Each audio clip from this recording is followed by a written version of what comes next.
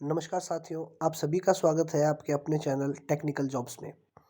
इस चैनल के अंदर आपको जूनियर इंस्ट्रक्टर, डीआरडीओ, इसरो आदि डिपार्टमेंट्स में जो वैकेंसीज़ निकलेगी, टेक्निकल वैकेंसीज़, उनके बारे में सूचना दी जाएगी।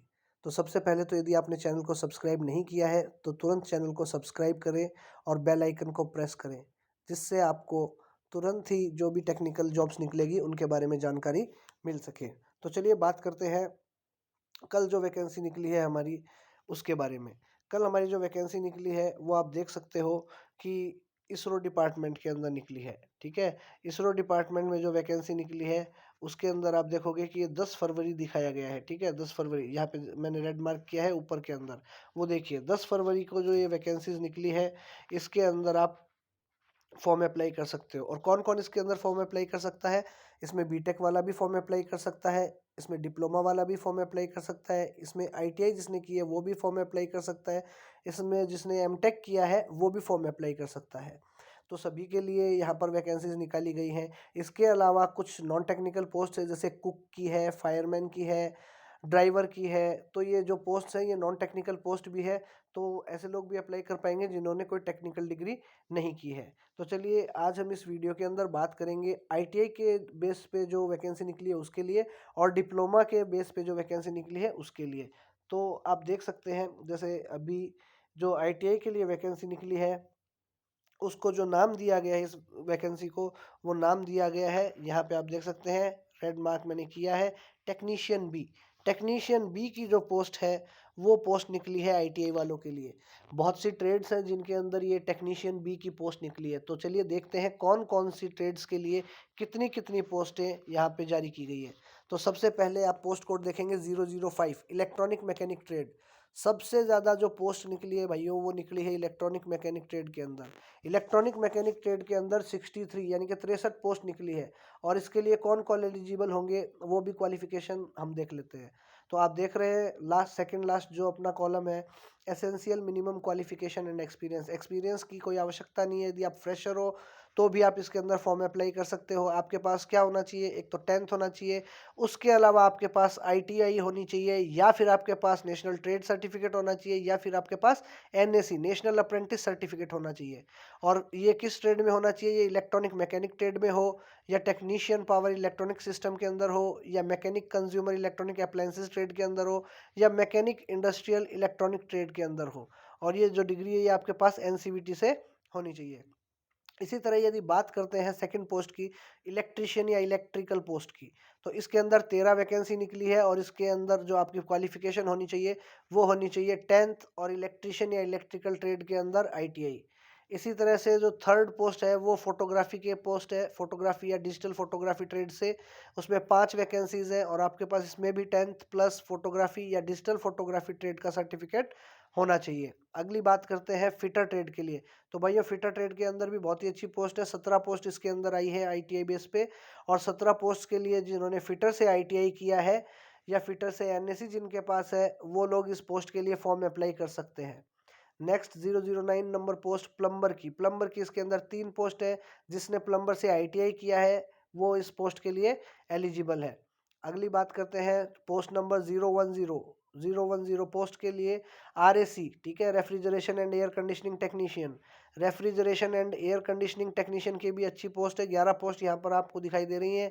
और 11 पोस्ट के लिए आपके पास आरएसी से आईटीआई होना चाहिए, या आरएसी का नेशनल अप्रेंटिस सर्टिफिकेट होना चाहिए। बहुत ही अच्छी जॉब है भैया। Next Turner. टर्नर की जो है 2 पोस्ट निकली है। 2 पोस्ट पे जिन्होंने टर्नर से आईटीआई किया है वो लोग अप्लाई कर सकते हैं। कारपेंटर। कारपेंटर की 3 पोस्ट है, और जिन्होंने कारपेंटर ट्रेड से आईटीआई या एनटीसी या एनएससी किया है वो इसके लिए एलिजिबल है। अगली पोस्ट जो निकली है वो है मोटर व्हीकल मैकेनिक ट्रेड के लिए। मोटर व्हीकल मैकेनिक ट्रेड के लिए 2 पोस्ट यहाँ पर इन्होंने जारी की है इसरो ने। और इसके अंदर आपके पास क्या होना चाहिए? मोटर मैकेनिक व्हीकल ट्रेड से आईटीआई या एनटीसी या एनएससी होना चाहिए। अगली बात करते हैं मशीनिस्ट ट्रेड की। मशीनिस्ट ट्रेड वालों के लिए भी 5 पोस्ट यहाँ पर इसरो ने जारी की है, जिसके अंदर आपके पास मशीनिस्ट ट्रेड से आईटीआई होना चाहिए, ठीक है। इसके अलावा वेल्डर की भी यहाँ पर 2 पोस्ट आई है। वेल्डर से यदि आपके पास आईटीआई की डिग्री है तो आप अप्लाई कर सकते हैं। नेक्स्ट ड्राफ्टमैन मैकेनिकल ट्रेड जो है उसकी 11 पोस्ट है, बहुत अच्छी पोस्ट है 11 पोस्ट। और इसके अंदर आपके पास ड्राफ्टमैन मैकेनिक ट्रेड होनी चाहिए आईटीआई के अंदर, और उसका सर्टिफिकेट आपके पास होना चाहिए, तो आप इस जॉब के लिए एलिजिबल है। नेक्स्ट है ड्राफ्टमैन सिविल की भी भाइयों यहाँ पर 5 पोस्ट निकाली गई है, और ये 5 पोस्ट पर जो इन्होंने ड्राफ्टमैन सिविल ट्रेड से आईटीआई की है वो लोग अप्लाई कर सकते हैं। ठीक है, अब बात करते हैं इसके सिलेबस टेस्ट की, कि जो टेस्ट होगा इसका वो किस प्रकार का होगा। तो यदि आप देख सकते हैं यहाँ पर मैं आपको दिखाता हूँ कि जो मोड ऑफ सिलेक्शन है, ठीक है, मोड ऑफ सिलेक्शन आप देख रहे हो। मोड ऑफ सिलेक्शन के अंदर आपको दिखाई दे रहा है कि मोड ऑफ सिलेक्शन जो लास्ट कॉलम है उसके अंदर दिया है रिटन टेस्ट या computer based test and skill test. ठीक है, तो ये जो रिटन टेस्ट होगा आपका, ये कंप्यूटर रिटन टेस्ट नहीं होता है, मोस्टली क्या है कंप्यूटर बेस्ड टेस्ट होगा। सेंटर होगा कंप्यूटर सेंटर, जहाँ पर आपको एक सिस्टम दिया जाएगा, उसके ऊपर पेपर आएगा, उस पेपर में मल्टीपल चॉइसेस क्वेश्चन होंगे और वो मल्टीपल चॉइस क्वेश्चंस का आपको आंसर देना होगा। उसके बाद जब आप टेस्ट दे दोगे, कुछ समय बाद जब रिजल्ट जारी होगा, तो पोस्ट जितनी है उसके शायद 2 गुना 3 गुना बच्चों को बुलाया जाएगा स्किल टेस्ट के लिए। स्किल टेस्ट क्या होता है? स्किल टेस्ट जो है वो ट्रेड टेस्ट होता है। आपकी ट्रेड में जो आपने प्रैक्टिकल किए थे, जैसे इलेक्ट्रॉनिक्स में आपने मान लीजिए रेक्टिफायर का प्रैक्टिकल किया है, या इलेक्ट्रिशियन में आपने वायरिंग का प्रैक्टिकल किया है, या मोटर्स का प्रैक्टिकल किया है, फिटर में मान लीजिए आपने लेथ मशीन का प्रैक्टिकल किया है। तो जो भी आपने प्रैक्टिकल अपने आईटीआई सिलेबस के अंदर किए हैं, उनमें से आपको कुछ प्रैक्टिकल्स दिए जाएंगे और वो प्रैक्टिकल्स आपको परफॉर्म करके दिखाने होंगे। जो स्किल टेस्ट होता है वो क्वालिफाइंग नेचर का होता है। यदि आप स्किल टेस्ट में क्वालिफाइंग कर जाते हैं तो उसके बाद जो आपके मेरिट बनी है थ्योरी पेपर से या सीबीटी पेपर से, उसके अंदर क्या होगा, उसके अंदर से आपका सिलेक्शन किया जाएगा। चलिए, ये तो बात थी अभी आईटीआई वालों के लिए। अभी डिप्लोमा वालों के लिए कौन कौन सी पोस्ट निकली है और कितनी पोस्ट निकली है वो भी मैं आपको बता देता हूँ। उसके बाद बात करेंगे इसको भरने की फ़ीस क्या है, और इसका पेपर जो है उसका कितने मार्क्स का होता है, सिलेबस क्या होता है, उसके बारे में भी अभी अपन इस वीडियो के अंदर बात करेंगे। तो अभी जो डिप्लोमा वालों के लिए पोस्ट निकली है वो आप देख सकते हो। उसके अंदर जो डिप्लोमा, जैसे साइंटिफिक असिस्टेंट बी था, इसके अंदर क्या है टेक्निकल असिस्टेंट। ये जो टेक्निकल असिस्टेंट की पोस्ट निकली है, आप दिखाई दे रहा है आपको रेड मार्क में, वो डिप्लोमा वालों के लिए है। तो इलेक्ट्रॉनिक्स की ही सबसे ज़्यादा पोस्ट डिप्लोमा वालों के लिए निकली है। इसके अंदर 28 पोस्ट निकली है जिन्होंने फर्स्ट क्लास डिप्लोमा किया है। मतलब डिप्लोमा में यदि आपके पास 60% है तो आप लोग इस फॉर्म को अप्लाई करने के लिए एलिजिबल हो। इसी प्रकार कंप्यूटर साइंस जो है उसके जो कैंडिडेट्स हैं उनके लिए 6 पोस्ट निकली है। वो 6 पोस्ट पे कौन अप्लाई कर सकता है? जिनके पास 60% मिनिमम 60% हो डिप्लोमा में, जिसके पास कंप्यूटर ब्रांच है वो अप्लाई कर सकता है। इसी तरह इलेक्ट्रिकल की 5 पोस्ट निकली है, जिन्होंने इलेक्ट्रिकल से डिप्लोमा कर रखा है, फर्स्ट क्लास या 60% है उससे ऊपर से, वो अप्लाई कर सकता है। सिविल ट्रेड की भी इसमें 4 पोस्ट हैं, जिन्होंने सिविल ट्रेड से डिप्लोमा किया है 60% से ऊपर से, वो इसमें अप्लाई कर सकते हैं। मैकेनिकल ट्रेड की भी इसके अंदर 12 पोस्ट है, जिन्होंने डिप्लोमा कर रखा है मैकेनिकल ट्रेड में और उनके 60% है, तो वो इसके लिए एलिजिबल है। चलिए अब बात करते हैं इसके टेस्ट की। तो इसमें भी सेम आईटीआई वाला सा टेस्ट होगा। मोड ऑफ सिलेक्शन जो है उनका कंप्यूटर बेस्ड टेस्ट होगा और बाद में स्किल टेस्ट होगा। तो ये दो चीज़ें हैं आईटीआई वालों के लिए और डिप्लोमा वालों के लिए, दोनों के लिए अच्छी वैकेंसीज इसरो ने जारी की है। और जो पिछली बार वैकेंसी आई थी उससे ज़्यादा जारी की है। 2023 के अंदर जो वैकेंसी आई थी उसके अंदर लगभग 48 हाईएस्ट वैकेंसी थी इलेक्ट्रॉनिक्स में, अब की बार 63 हाईएस्ट वैकेंसी आ रही है, तो 15-16 वैकेंसी ज़्यादा ही है। और पिछली बार से टोटल नंबर भी देखा जाए वैकेंसीज का तो वो भी अब की बार ज़्यादा निकाला है। तो डिप्लोमा और आईटीआई वालों के लिए ये बहुत गोल्डन अपॉर्चुनिटी है जिसके अंदर वो फॉर्म अप्लाई कर सकते हैं। इसी प्रकार से कुक की वैकेंसी भी इसके अंदर है नॉन टेक्निकल वालों के लिए, फायरमैन की वैकेंसी भी इसके अंदर है और ड्राइवर की वैकेंसी भी इसके अंदर है, लेकिन इनकी चर्चाएं हम लोग नहीं करेंगे। चलिए अब बात करते हैं आपकी एज क्या होनी चाहिए। तो आप देख सकते हो कि साइंटिफिक असिस्टेंट या टेक्निकल असिस्टेंट या लाइब्रेरी असिस्टेंट, इनके लिए जो एज है वो 18 टू 35 ईयर्स है। ठीक है, लेकिन हम बात कर रहे हैं अभी साइंटिफिक असिस्टेंट और टेक्निकल असिस्टेंट की। टेक्निकल असिस्टेंट मैंने आपको बताया था कि जिन्होंने डिप्लोमा कर रखा है उनके लिए टेक्निकल असिस्टेंट की पोस्ट थी। तो वो 18 से 35 साल के बीच जिनकी उम्र है, डिप्लोमा जिन्होंने किया है रिलेटेड ट्रेड से, वो इसके अंदर फॉर्म अप्लाई कर पाएंगे। इसी तरह टेक्नीशियन बी के अंदर आईटीआई वाली पोस्ट थी जिसके अंदर इलेक्ट्रॉनिक्स था, प्लम्बर था, आरएसी था, फिटर था, इलेक्ट्रिकल था, और टर्नर था, मशीनिस्ट था, वेल्डर था। तो ये जितनी भी ट्रेड्स थी, ठीक है, आईटीआई की, इनमें यदि आपने आईटीआई कर रखा है प्लस आपकी उम्र 18 साल से 35 साल के बीच है तो आप लोग इस वैकेंसी के लिए अप्लाई कर सकते हो। इसके अलावा रिलैक्सेशन की बात करें तो SC ST कैंडिडेट्स को 5 ईयर का रिलैक्सेशन मिलेगा। यानी कि यदि SC ST का कोई कैंडिडेट है जिसने आईटीआई कर रखा है तो वो 40 साल की उम्र तक का है तो वो फॉर्म अप्लाई कर सकता है। ठीक है।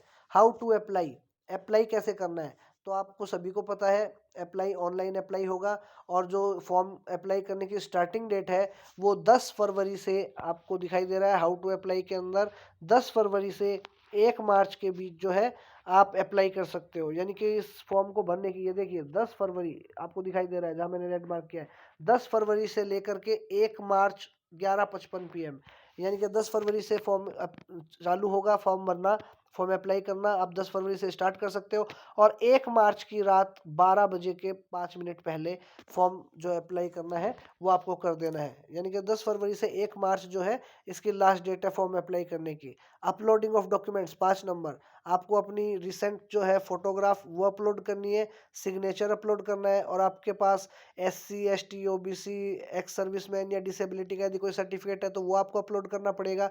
इसके अलावा आपके जितने भी एसेंशियल क्वालिफिकेशन सर्टिफिकेट्स हैं वो आपको अपलोड करना पड़ेगा। चलिए अब बात करते हैं इसकी फीस क्या होगी, पेमेंट ऑफ एप्लीकेशन फ़ी। तो आप देख सकते हैं कि नॉन रिफंडेबल 250 रुपये, 250 रुपीज़ लगेंगी। SC scientific technical assistant, scientific assistant, इन सभी के लिए जो है 250 रुपये की फ़ीस ली जाएगी। ठीक है। और उसके बाद यदि सेकंड देखें तो 100 रुपये की फ़ीस ली जाएगी टेक्नीशियन बी। जो आईटीआई वाले हैं, आईटीआई वालों के लिए जो फ़ीस इसके अंदर निर्धारित की गई है वो 100 रुपये फ़ीस निर्धारित की गई है। आप 100 रुपये फ़ीस जो है वो दे सकते हैं और 100 रुपये फ़ीस दे करके आप ये टेक्नीशियन बी के लिए फॉर्म अप्लाई कर सकते हैं। लेकिन सभी को क्या होगा, पहले 500 रुपये देने होंगे, 500 रुपये आपको पे करने होंगे और बाद में पेपर देने के बाद शायद वो रुपए आपके अकाउंट में वापस आएंगे। ठीक है। तो ये हुई आपकी बात फीस की। अब बात करते हैं कि रिफंड ऑफ एप्लीकेशन फी। तो आपको बता दिया 500 रुपये आपके लगेंगे जिसमें से 400 रुपये के आसपास शायद आपके वापस आ जाएंगे। तो जब फॉर्म भरेंगे तो उसके अंदर आपको क्या करना है, अपने अकाउंट की डिटेल लगानी होगी, अकाउंट की डिटेल लगानी होगी और जब आप पेपर दे देंगे तो उसके बाद ये 400 रुपये आपके अकाउंट में वापस से आ जाएंगे। ठीक है। अब बात करते हैं सिलेक्शन प्रोसीजर की। तो सिलेक्शन प्रोसीजर मैंने आपको बताया था। सिलेक्शन प्रोसीजर के अंदर क्या है, technician B and draftsman B. ठीक है। आपको मैंने अभी बताया था कि डिप्लोमा और आईटीआई का सेम नेचर का पेपर होगा। सेम नेचर के पेपर के अंदर आपको क्या मिलेगा, आप देख सकते हैं। ये जो अभी मैंने यहाँ पे रेड मार्क किया है, सी, सी पे क्या लिखा है, for the post of technician B, draftsman B, technical assistant, scientific assistant and library assistant. तो डिप्लोमा वालों के लिए टेक्निकल असिस्टेंट या साइंटिफिक असिस्टेंट की पोस्ट थी और टेक्नीशियन बी जो पोस्ट थी वो आईटीआई वालों के लिए थी। तो इनके अंदर आप देख सकते हो चाहे वो डिप्लोमा वाला हो या आईटीआई वाला हो, आपको 80 क्वेश्चन मिलेंगे 1.5 घंटे के अंदर और इसके अंदर नेगेटिव मार्किंग भी होगी। यानी कि 1/3, 0.33 नेगेटिव मार्किंग बता रखा है, यानी कि 1/3 जो है नेगेटिव मार्किंग होगा। ठीक है। और स्किल टेस्ट का इसमें आप आगे देख सकते हो, स्किल टेस्ट का लिखा हुआ है क्वालिफाइंग नेचर का, यानी कि 100 मार्क्स का कंडक्ट होगा और आपको इसके अंदर सिर्फ क्वालिफाई करना है। यदि आपने रिटन टेस्ट में अच्छी पोजीशन बनाई है तो आपको स्किल टेस्ट के लिए क्वालिफाई किया जाएगा और स्किल टेस्ट क्वालिफाई होने के बाद रिटन टेस्ट की मेरिट के अकॉर्डिंग आपको ये जॉब मिलेगी। ठीक है। तो आपको रिटन टेस्ट की अच्छी तैयारी करनी है। अब ये नीचे देखिए पास क्राइटेरिया, पास क्राइटेरिया इन्होंने क्या रखा है, पास क्राइटेरिया जो 80 मार्क्स है या 80 MCQs आएंगे उसके अंदर से आपके 32 मिनिमम सही होने चाहिए। अगर आप अनरिजर्व कैंडिडेट है तो, रिजर्व कैंडिडेट है जैसे SC ST कैंडिडेट्स है तो उनको 80 में से 24 क्वेश्चंस लगभग सही होने चाहिए। और इसी तरह स्किल टेस्ट की बात करें तो 100 में से 50 नंबर आपके स्किल टेस्ट में आने चाहिए जो अनरिजर्व कैंडिडेट्स है। और जो रिजर्विंग कैंडिडेट्स है जो रिजर्व कैटेगरी से आते हैं उनको 100 में से 40 नंबर चाहिए। तो इस तरह से ही आपकी इसरो की पोस्ट निकली है और काफ़ी अच्छी पोस्ट है यहाँ पर। तो आप सभी इसके अंदर फॉर्म अप्लाई कीजिए जिसने आईटीआई, डिप्लोमा, बीटेक कर रखा है और इसकी अच्छी तैयारी करके पेपर दीजिए। अंत में ये कहूँगा, जिसने चैनल को सब्सक्राइब नहीं किया है वो चैनल को सब्सक्राइब कर ले और बेल आइकन प्रेस करे। आगे जो भी नोटिफिकेशंस होंगे, चाहे वो डीआरडीओ का, बार्क का, जो भी टेक्निकल पोस्ट निकलेंगी उनकी जानकारी आप सभी को इस चैनल के द्वारा दी जाएगी। धन्यवाद।